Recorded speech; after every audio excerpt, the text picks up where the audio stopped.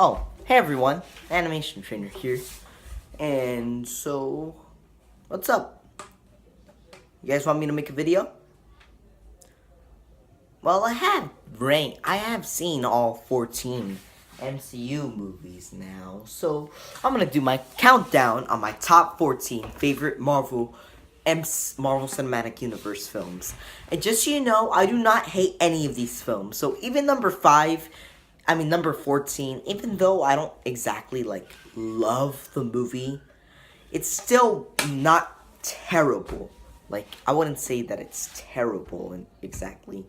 And also, just so you know, spoilers for every one of these films except for Doctor Strange, because I know that a lot of you guys haven't seen Doctor Strange yet, so I'm not gonna, just spoil the heck out of it. Yeah. And like I said, 14, I do not hate it. I just don't like it that much. In fact, the lowest rating that I give all of these films, if judging by all my reviews, was a 6 out of 10. And the highest is obviously a 10 out of 10 that I gave. Yeah. So, shall we begin now? Yeah, I think we should. Okay, I'm done with this. Okay, I'm done. But anyways, since I'm done with my superhero business, coming in at number 14 is The Incredible Hulk. This has got to be one of the most unforgettable films ever. I mean, like I said, I do not hate any of these films.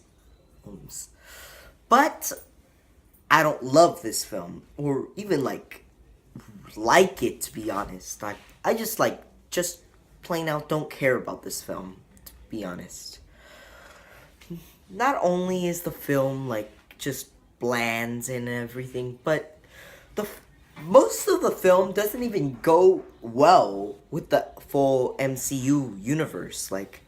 The only thing that actually reoccurs in the film is that, well, it's obviously Hulk comes back. And General Ross does make an appearance in Civil War. But that's really it, because sure, Tony Stark comes out in the end, but there's not really much that goes with this film. I mean, they changed the actor for Bruce Banner. He's no longer played by Edward Norton. Now he's played by Mark Ruffalo. And then Betty Ross never returned, so the love interest that they give for Bruce Banner is Black Widow. And then the special effects. And I know this was one of the earlier films, so the effects aren't exactly top-notch, but look at the film that came out 3 months before this movie, Iron Man. The effects look amazing, so there's no excuse for why the effects in this movie don't look that good.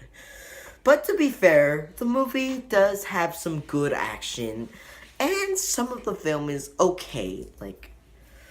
I didn't exactly laugh throughout the film, but I guess there are some scenes that are enjoyable, like some of the action scenes.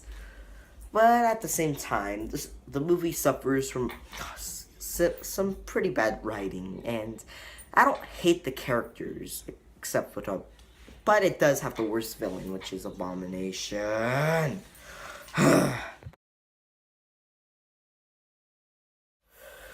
So, next up is another forgettable film, Iron Man 2. And this is pretty much everyone's 2 least favorite films. Yeah. The thing with Iron Man 2 is that, well, like The Incredible Hulk, it's just forgettable. Although, to be honest, this one's is a little more interesting than The Incredible Hulk, because in The Incredible Hulk, some things just bored me, but here, there's a little more excitement. And plus, unlike The Incredible Hulk, there are actually a lot of things in Iron Man 2 that actually, have to do with the MCU storyline. This is where they introduce S.H.I.E.L.D., this is where they introduce Black Widow, this is where they changed the actor for War Machine from Terrence Howard to Don Cheadle. Yeah, there's quite a bit of things that carry on here. But the problem here is the execution in some things. The villain Whiplash is pretty dumb. And I didn't like how they executed some of the things with Tony, like with his arc reactor story. And with that, there's also way too many subplots in this movie. But also another thing that it does improve over The Incredible Hulk is that the effects look really cool and all. So yeah, I'll just leave it at that.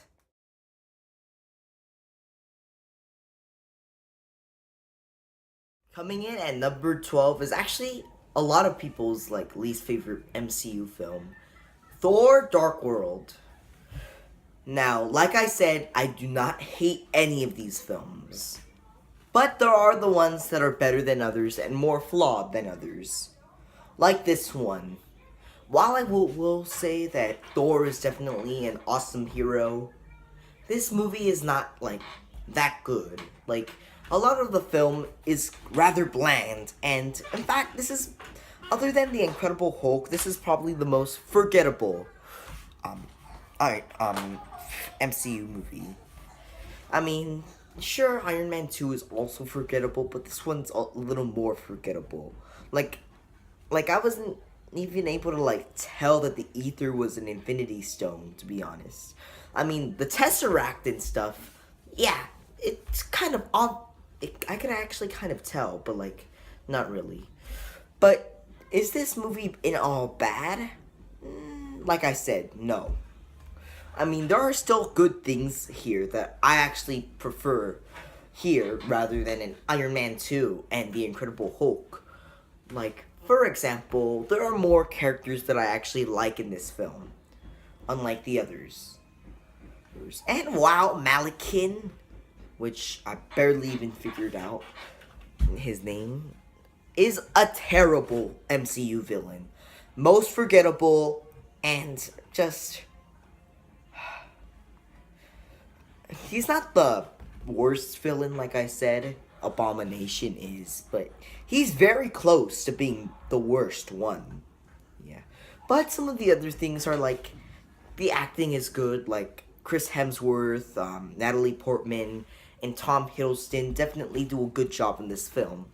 And I do like some of the things that they do with Loki, like that plot twist that they put in the end. Yeah.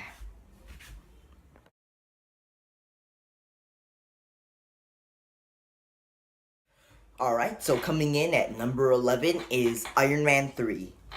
So with Iron Man 3, one of the main problems with the film is the Mandarin.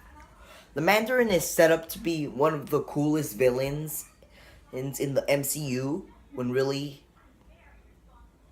Do I really have to go there?